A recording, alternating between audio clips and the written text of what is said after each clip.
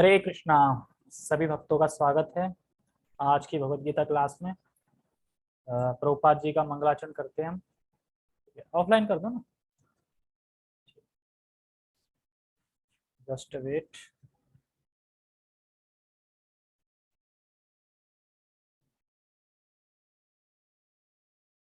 Okay, शुरू करते हैं। ओम अज्ञानतिमिरान्धस्य ज्ञानाञ्जनशलाकया चक्षुरुन्मीलितं येन तस्मै श्रीगुरुवे नमः। श्रीचैतन्यमनोभीष्टं स्थापितं येन भूतले स्वयं रूप कदा मह्यं ददाति स्वपदान्तिकं।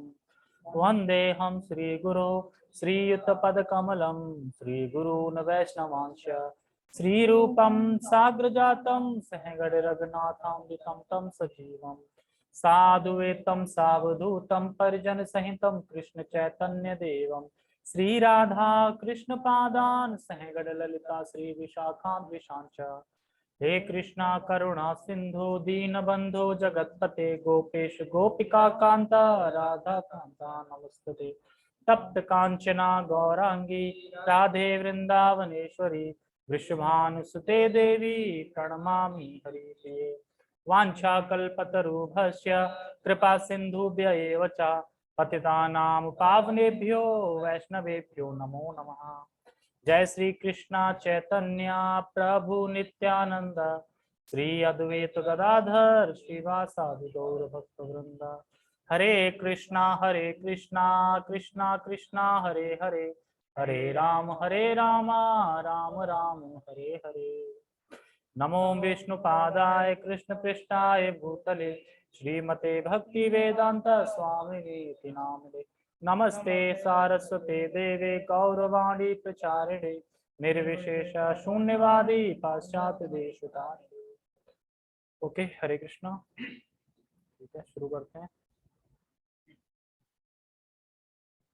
आज का श्लोक है जो तीसरी कैटेगरी को बताता है कि चलो ठीक है, हमें जन्म भी मिल गया, और तो किस प्रकार हमारे संस्कार कार्य करते हैं हमारे जन्म के बाद, और किस प्रकार संस्कार हमारे कार्य करते हैं, और फिर कैसे हम नियोजित होते हैं भक्ति में दोबारा से। जैसे मान लो कि योग कर रहे थे, बीच में मृत्यु हो गई, शरीर छूट गया, तो भगवान कैसी परिस्थिति में फिर कैसे भक्ति में लेके आते हैं, इस चीज का वर्णन करता है आज का श्लोक। ठीक है, तो हम पहले जो भी भक्ति का अपना संस्कार है वह कैसे किस प्रकार जन्म के बाद हमें भक्ति में लाता है। ठीक है, तो पहले हम श्लोक पढ़ते हैं, फिर उसके बाद आगे चर्चा करते हैं। ठीक है, आवाज ठीक आ रही होगी।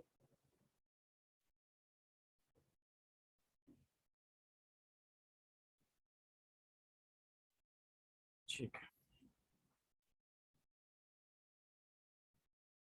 तत्र तं बुद्धि संयोगम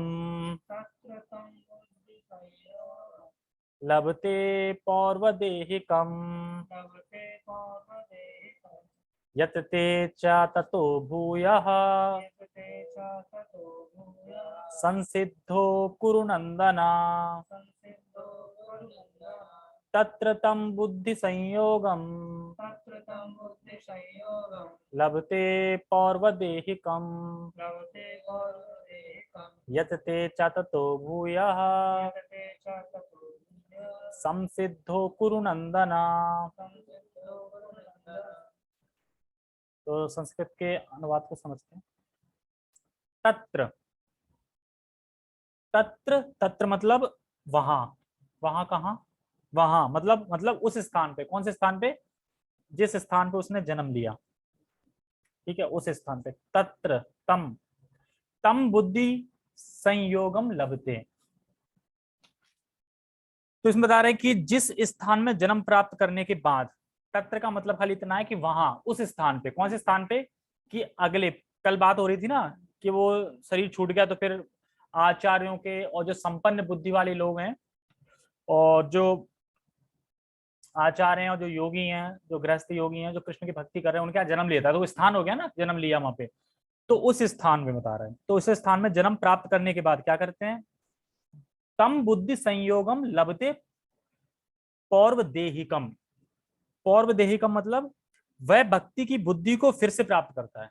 आगे ना, जो भक्ति वाली बुद्धि थी ना जो पहले छूट गई, उस बुद्धि को फिर से प्राप्त करता है अगले जन्म में। ऐसा तो नहीं है ना कि तुरंत जन्म हुआ तुरंत ही सब स्फूरित हो गया।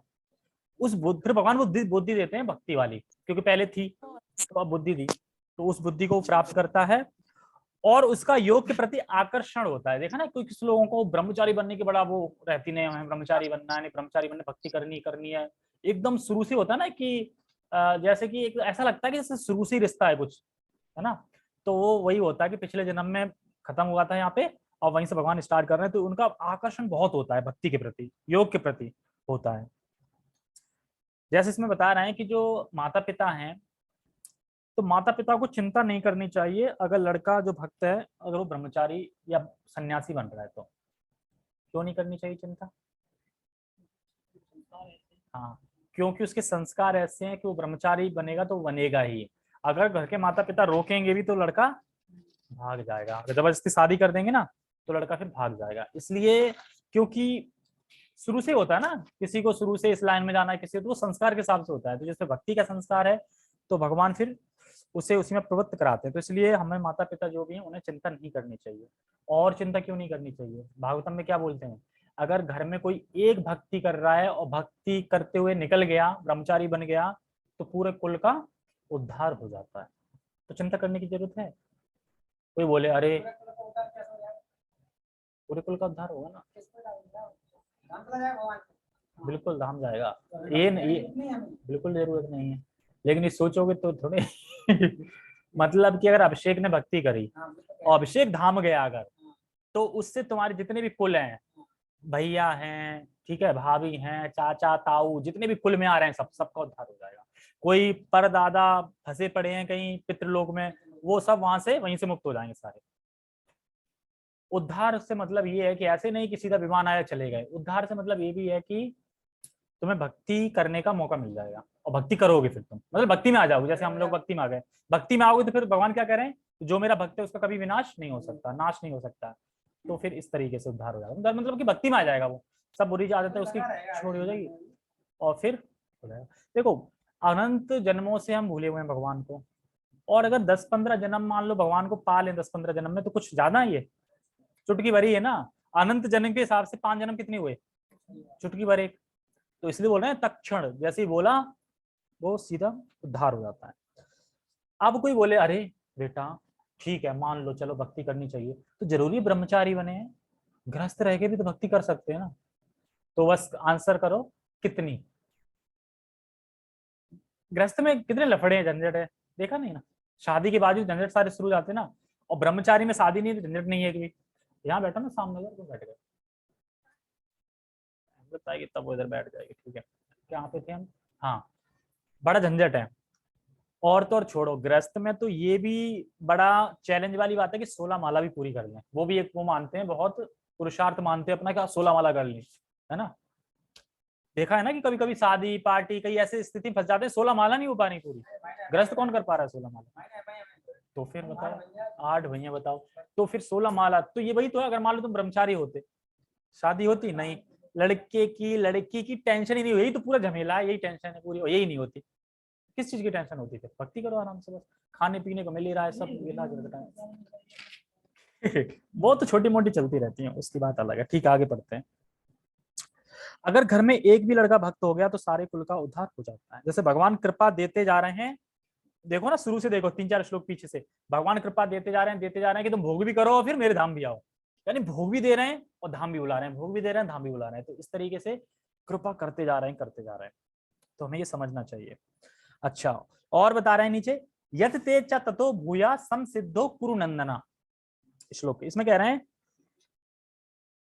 पुनः, पुनः मतलब फिर से, मतलब जब उसने जन्म ले लिया पुनः वह यत्न करना शुरू करता है। और इस प्रकार हे कुरुनंदन, जो कुरुओं को प्रसन्न करने वाले, हे कुरुनंदन तुम समझो वो समसिद्धि को प्राप्त होता है। इस तरीके से वो यत्न करता है भक्ति में, और फिर कुरुनंदन तुम समझो इस बात को कि वो समसिद्धि मतलब सारी सिद्धियों को फिर प्राप्त करता है, जो भगवान धाम जाने के लिए। एक चीज बता रहे थे कि अगर भक्ति शुरू कर दी तो फिर उसमें बैक का कोई ऑप्शन नहीं है। भक्ति में ये नहीं है कि अब छोड़ दें, और तुम छोड़ दोगे तो अगले जन्म फिर करनी पड़ेगी, मतलब करनी पूरी पड़ेगी। भक्ति एक ऐसी चीज है कि जिसमें करना ही पड़ेगा। जैसे कि 50% कर ली तो 51 से शुरू करना पड़ेगा, 10 कर ली तो 11 से शुरू करना पड़ेगा। और बाकी के जो योग हैं, जैसे अष्टांग योग है, अष्टांग योग कर रहा है कर रहा है कर रहा है, गिर गया, मतलब गिर गया, मृत्यु हो गई, तो शुरू से ही करना पड़ेगा। केवल भक्ति ही केवल एक ऐसी है जो कि पीछे बैक नहीं है उसमें, मतलब कि जितनी कर ली वहां से ऊपर ही ऊपर ही ऊपर ही। किसी ने अगर एक बार भक्ति के पथ पे जो चल पड़ा है, अब वो सोचे कि मैं भोग कर लूं, अब ये कर लूं, तो फिर भूल जाओ, फिर तो तुम्हें भक्ति, भगवान बस आ गए तुम भगवान के उसमें शरण में, अब तुम्हें हमेशा जब तक भगवान धाम पहुंच नहीं जाओगे तो भक्ति ही करोगे। ठीक है, तो सब चीज का देखते हैं। अब सोचो कि भक्ति कितनी बड़ी पावरफुल चीज है ना, लोग कितने कितने वो तपस्या कर रहे हैं, ये कर रहे हैं, भक्ति में एक बार नाम ले लो उसी से जुड़ गए, और भोग भी ऐसे दे रहे हैं कि जो करोड़ों करोड़ों साल तपस्या कर रहे हैं तब वो जा रहे हैं, स्वर्ग जा रहे हैं, फिर वो भोग रहे हैं, ये कुछ नहीं कर रहे, बस भक्ति करी और फिर भी मन हो गया भोग लेता कुछ, तो भगवान का अच्छा भोग ना, चल ठीक है लो, खुशी से देते हैं उसको भोग, ऐसा नहीं है। बाकियों को भगवान खुशी से भोग नहीं देते, बेमुख को कहते हैं मुझसे दूर जा, लेकिन भक्त को अगर उसकी मंशा है भी कि मैं थोड़ा भोग कर लूं उसके बाद आऊंगा धाम, तो वो खुशी से देते हैं कि चल तू भोग कर ले, कोई नहीं, क्योंकि भगवान के पास आया ना, कहीं और तो नहीं गया ना, इसलिए बड़ा खुश होते हैं। ठीक है, टेक्स्ट पढ़ते हैं।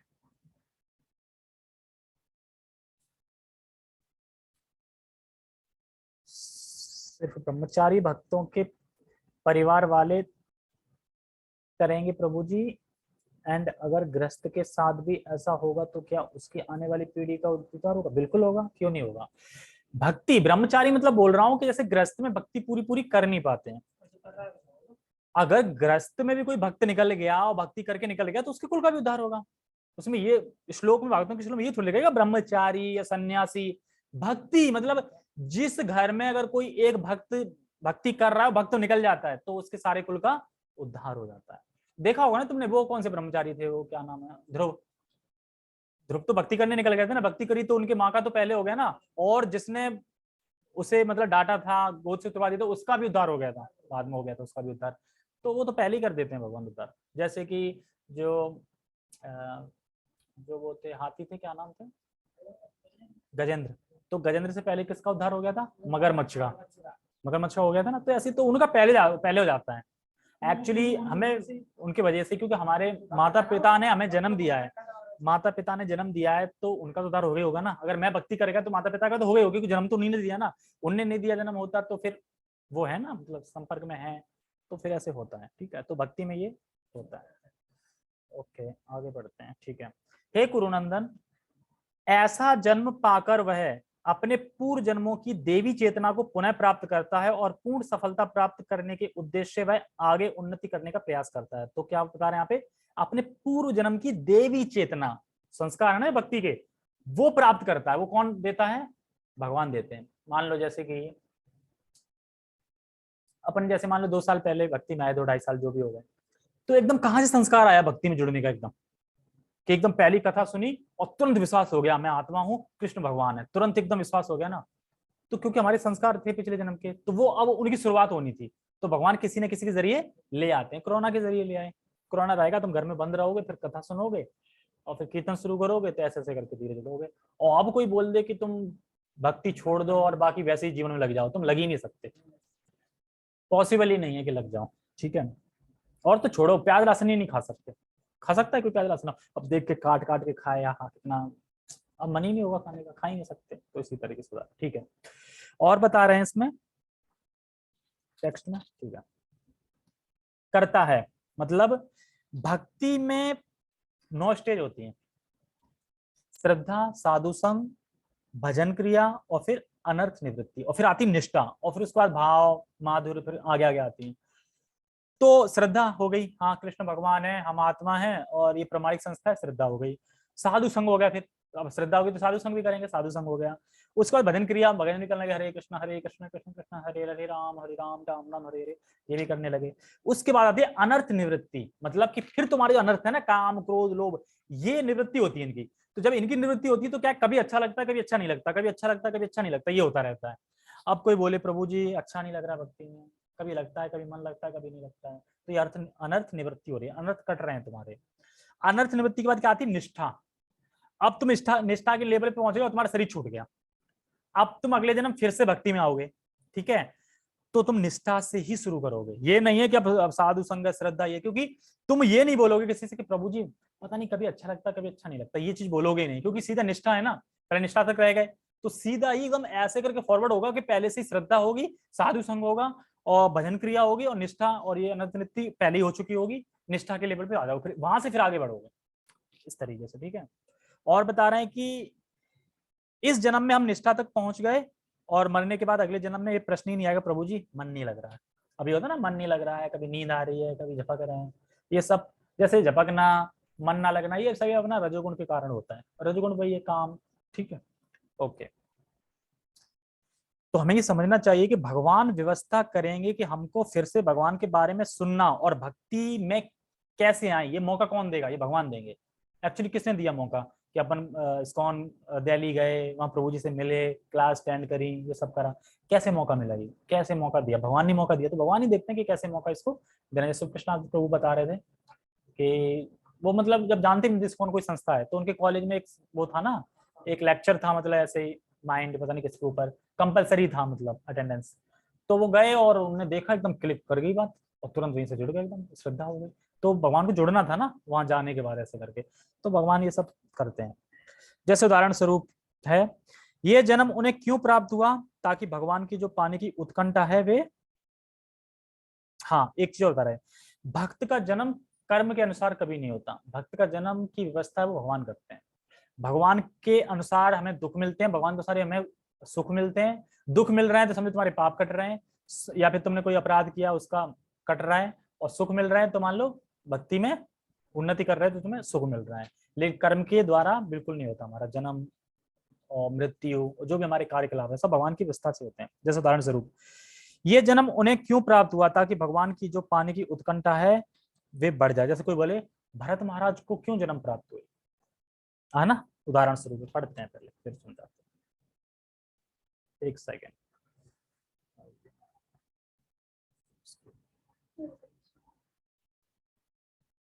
ओके, तात्पर्य, राजा भरत जिन्हें तीसरे जन्म में उत्तम ब्राह्मण कुल में जन्म मिला, पूर्व दिव्य चेतना की पुनः प्राप्ति के लिए उत्तम जन्म के उदाहरण स्वरूप हैं। अब देखो कोई बोले अच्छा राजा भरत तो वो तो भाव के स्तर पे पहुंच गए थे, फिर जन्म कैसे मिल गया, तो उनपे विशेष कृपा थी भगवान की, क्योंकि उनकी उत्कंठा को और आकर्ष और मतलब उत्कंठा पैदा करने के लिए होता है ना, जैसे मान लो तुम किसी चीज जैसे भगवान तुम्हें दिख जाए और फिर अदृश्य हो जाए तो उत्कंठा बढ़ जाएगी ना, भगवान को देखना है फिर से देखना है, तो ये उत्कंठा की वजह से उन्हें भगवान की व्यवस्था से उन्हें जन्म दिए गए दो एक, ताकि उनकी पूरी उत्कंठा और हो जाए, क्योंकि वो आना चाहते थे भगवान भक्ति पे, भक्ति कर रहे थे, रण का वो आया, तो ये सारा कुछ जो बंदोबस्त हुआ है कर्म के अनुसार तो नहीं हो सकता, ये भगवान की व्यवस्था से हुआ है। तो ये यहाँ पे बता रहे हैं ये जन्म उन्हें क्यों प्राप्त हुआ, ताकि भगवान की जो पाने की उत्कंठा है, भगवान को पाने की उत्कंठा थी ना उनकी, और बढ़ जाए, मतलब वो बढ़ जाए, ताकि फिर मतलब भगवान ने ऐसी व्यवस्था करी तो उन्हें जन्म दिए। ऐसा तो नहीं कि जन्म दिए या फिर उनका पतन हो गया, पतन नहीं होगा, गए तो ना भगवान धाम ही गए ना, भले ही हिरण के उस पर आ गए। अभी इसके ऊपर एक कथा है, वो कथा मैं पूरा पढ़ लूँ फिर बताऊंगा, ठीक है, आगे पढ़ते हैं। भरत विश्व भर के सम्राट थे, विश्व भर के सम्राट थे, और तभी से यह लोक देवताओं के बीच भारतवर्ष के नाम से विख्यात है। अब समझ में आ गया भारत कैसे नाम पड़ा, भरत राजा जो थे उनके नाम से ही भारत वर्ष। पहले क्या था, पहले यह इलाव्रत वर्ष के नाम से ज्ञात था। भरत ने अल्प आयु में ही आध्यात्म सिद्धि के लिए संन्यास ग्रहण कर लिया था, किंतु वे सफल नहीं हो सके। अल्प आयु में उन्होंने ना संन्यास ग्रहण कर लिया था, अपना सारा जो राज्यपाट था सब छोड़ दिया था और चले गए थे जंगल, तो सफल क्यों नहीं हो सके, तो बता रहे देखो, भक्त कहते हैं प्रभु जी हम ब्राह्मण बन गए, जैसे कुछ विनोद में कहते हैं ना ब्राह्मण तो बन गए या बने, लेकिन अगर हमने इंद्र संयम ना कर पाए तो वही जवाब देते हैं भैया पहले करो तो, जैसे मैंने सफल नहीं हो पाएगा भैया, हम अगर सफल ही ना हो पाए तो भक्ति करके क्या फायदा, तो ये बोल रहे हैं कि हम ब्रह्मचारी बन गए और अपनी इंद्र संयम नहीं कर पाई तो वो ये कहते हैं कि पहले बनो तो, ये क्वेश्चन तो हाल कर दिया, पर ये क्वेश्चन नहीं किया प्रभु जी अगर हम शादी करेंगे बीवी ने खाना ना दिया तो, या बच्चे ने लात मार के भगा दिया तो, है ना, नहीं इसमें नहीं, शादी करनी है वो शादी कर लेंगे, इसमें कोई क्वेश्चन नहीं, पर ब्रह्मचारी पे क्वेश्चन है कि इंद्र सेम नहीं हुई तो। अगर इंद्रिय संयम में कोई दिक्कत आ रही तो भक्त संग है ना, भक्त तो है ना, वो हेल्प करेंगे, ऐसा नहीं कि भक्त हेल्प नहीं करेंगे। ठीक है। अगले जन्म में उन्हें उत्तम ब्राह्मण कुल में जन्म लेना पड़ा और वे जड़ भरत कहलाए, क्योंकि वे एकांतवास करते थे तथा किसी से बोलते ना था। क्यों नहीं बोलते थे? कह रहा पहले बोला था हिरण, तो हिरण का मिल गया, अब सिर्फ बोलूंगा भगवान का नाम ही बोलूंगा, इसके अलावा कुछ नहीं बोलूंगा। क्या पता कबूतर कबूतर बोला, प्राण निकल गए तो कबूतर बन जाऊंगा। अब भैया स्टिक हो गए, मान लो एक बार जो खा लेना चोट, क्योंकि हिरण के शरीर में अरे ये मैंने क्या कर दिया, मैं भगवान को प्राप्त करने वाला था, मैं कैसे गिर गया, तो स्मरण था उन्हें, तो अच्छा मैं हिरण के उसमें आकर्षित हो गया, अब मैं नहीं बोलूंगा। मतलब हिरण में आ गए ना, तो साधु संग करते थे, कथा बता सुनते थे बाहर, तो फिर कह रहा है अब की बार, और क्या सूखे पत्ते खाते थे, एकदम योग करते थे, ठीक है, फास्ट रखते थे ये सब। बाकी रहना बोलते थे तो क्या है, खाता पीता क्यों नहीं, चल घूमने चलते हैं, तो कहते नहीं नहीं भाई तुम जाओ हम नहीं, क्योंकि उन्हें स्मरण था। तो फिर आगे फिर उन्हें ब्राह्मण के घर में जन्म मिलता है, वो अभी बताते हैं, ठीक है। बोलते नहीं तो बता रहे कि इसीलिए नहीं बोलते थे कि कहीं ऐसा ना हो कि मैं कुछ बोलूं और उसी टाइम पे प्राण निकल जाए तो मुझे वही जन्म मिल जाए, ठीक है। पहले हिरण ही तो बोल रहे थे ना, हिरण सोचते हुए मर गए थे, तो ये बता रहे हैं। बाद में राजा रहुगढ़ ने इन्हें महानतम योगी के रूप में पाया। उनके जीवन से यह पता चलता है कि दिव्य प्रयास अथवा योगाभ्यास कभी व्यर्थ नहीं जाता। भगवत कृपा से योगी को कृष्ण भावनामृत में पूर्ण सिद्धि प्राप्त करने के बारंबार सुयोग प्राप्त होते रहते हैं। तो देखो व्यर्थ नहीं जाते। देखो भूरीजन प्रभु हैं जिन्होंने हरिनाम जपा लिखा है, जपा बुक लिखी है, वो उसमें बताते हैं कि ध्यान पूर्वक जप करना तो बहुत दूर की बात है, ध्यान पूर्वक जप करना तो बहुत दूर की बात है। आप केवल ध्यान पूर्वक जप करने का प्रयास करो। अगर आप ध्यान पूर्वक जप करने का सिर्फ प्रयास कर रहे हैं तो इसी सफल हो जाओगे, और इसी को नामाभास जप कहते हैं। कहते हैं ना नामाभास से, जैसे वो हरिदास ठाकुर बोलते हैं ना, नामाभास से ही भगवान प्राप्ति होती। तो वो कौन था, वो गोपाल चापाल कौन था, बता रही हजारों हजारों साल तपस्या करनी पड़ती है और तुम कह रहे हो एक नाम से है, ऐसा होता है कहीं? तो उसको फिर कोड हो गया था, क्या उसी को हुआ था कोड, किसको दिया था कोड, वो तो उसने अपराध किया था ना हरिदास के प्रति।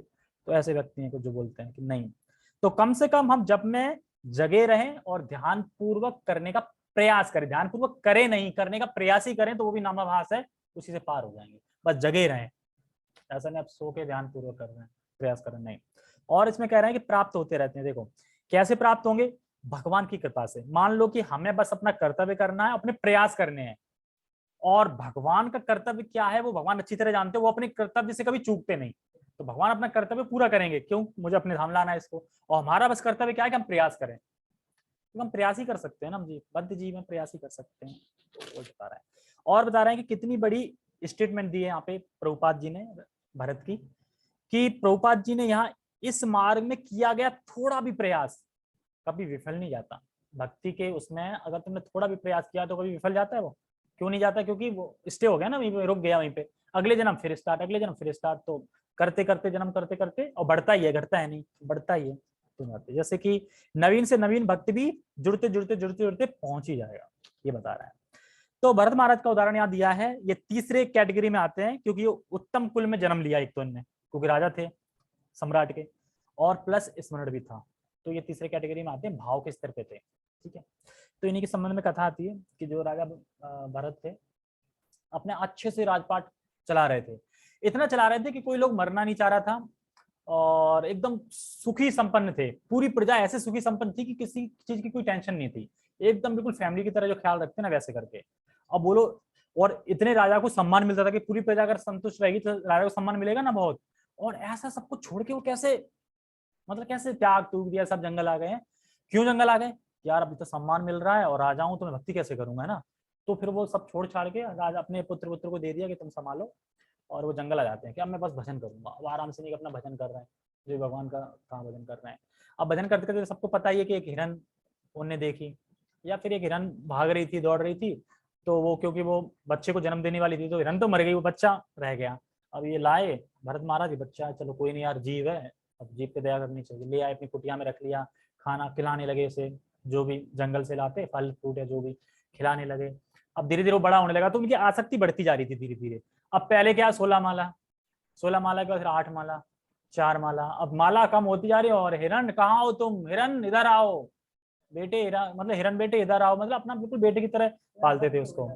तो एक बार फिर पता नहीं हिरण कहाँ खो गया जंगल में, तो अब वो ढूंढ रहे उसको, अब वो मिल नहीं रहा। तो चिल्ला रहे, तो उनके देखा तो उनके कुछ नुकीले जहर के कुछ होते हैं ना कांटे वांटे, वो चुभ गए उनके उसमें, तो वो बिल्कुल अचेत से हो गए, मतलब बिल्कुल प्राण निकलने वाले थे। तो इस मिनट क्या चल रहा था, हिरण तुम कहाँ चले गए, हिरण तुम कहाँ हो, हिरण तुम कहाँ हो, तो हिरण करते करते करते करते करते प्राण निकल गए। अब जैसे ही प्राण निकल गए, हिरण की योनि मिल गई, क्योंकि भक्त थे कृष्ण के, उत्तम कोटि के भक्त थे, तो उन्हें सारी स्मृति थी कि मैं कैसे कैसे फॉल डाउन हुआ। तो वो कहते हैं अरे मैं तो भगवान की भक्ति करने गया था जंगल में, भगवान को प्राप्त करने के लिए गया, तो ये क्या हुआ, मैं हिरण की उसमें हो गया, अब नहीं। तो फिर वो क्या करते हैं कि अलग रहते हैं, बिल्कुल सूखे पत्ते खाते हैं, ऐसा नहीं कि अब जो जो बाकी हिरण करते हैं वैसे बिल्कुल अलग रहते थे। और फिर जो मंदिर था, तो मंदिर बाहर जो कथा था चलती रहती थी, वहां बैठे रहते थे, कथा सुनते रहते थे आराम से।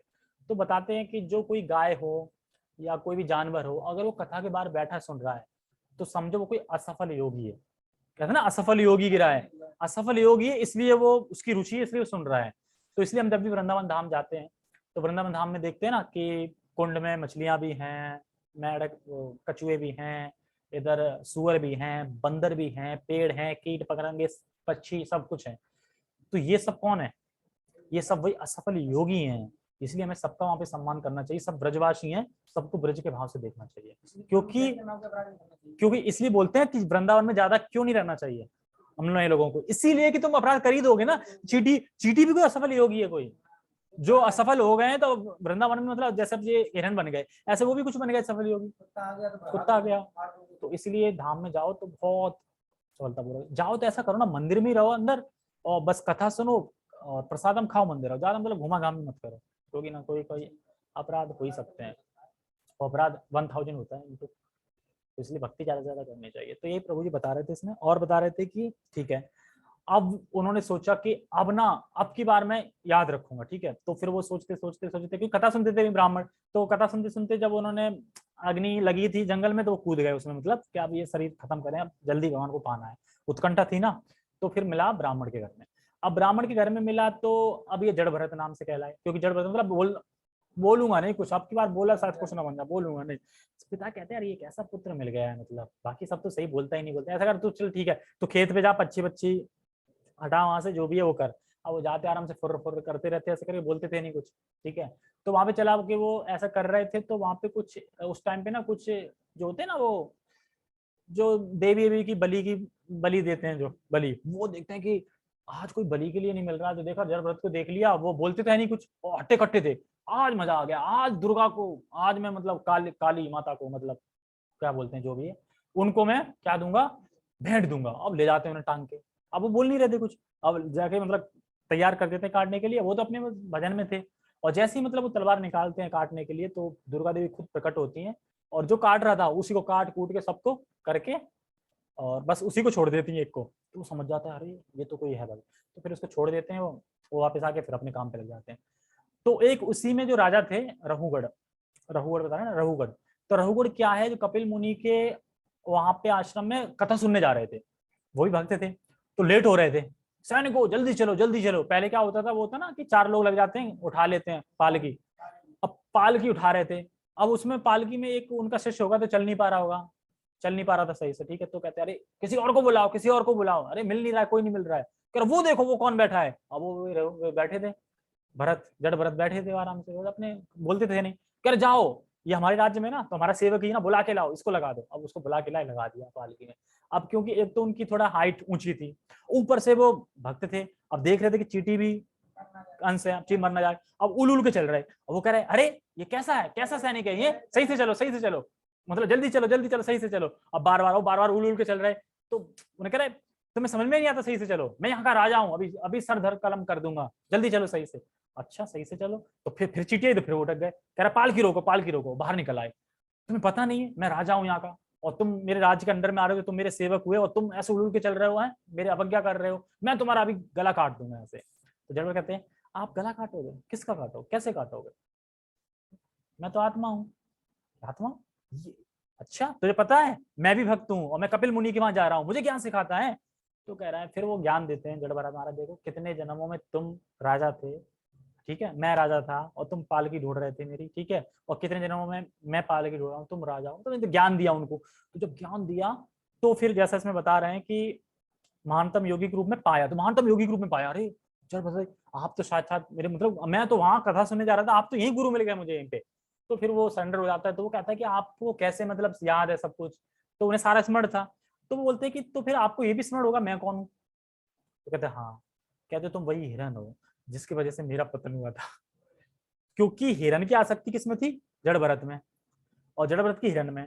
तो हिरन का जब मृत्यु हुई तो वो राजा के शरीर में आए, राजा शरीर में आए, और ये राजा से कहाँ चले गए, ये हिरन में चले गए। तो कहते हो, तो इस तरीके से कथा आती है, तो इस तरीके से ऐसे उद्धार हुआ था। ठीक है। और तो कुछ है नहीं। तो यही है कि भक्ति के मार्ग में हम जो कोई भी, भक्ति के मार्ग में कोई हानि नहीं है, लाभ ही लाभ है। तो इसलिए भक्ति बस करते रहिए और निरुत्साहित ना होइए। अब तो श्लोक सुन ही लिया है, भोग भी मिलेंगे और फिर भगवान का धाम भी मिलेगा। ठीक है, ओके। तो सो विल स्टॉप। हरे कृष्णा। जगत गुरु शील प्रभुपाद की जय, श्रीमद् भगवद गीता की जय, निताई निताई गौर प्रेमानंदे, हरि हरि बोल।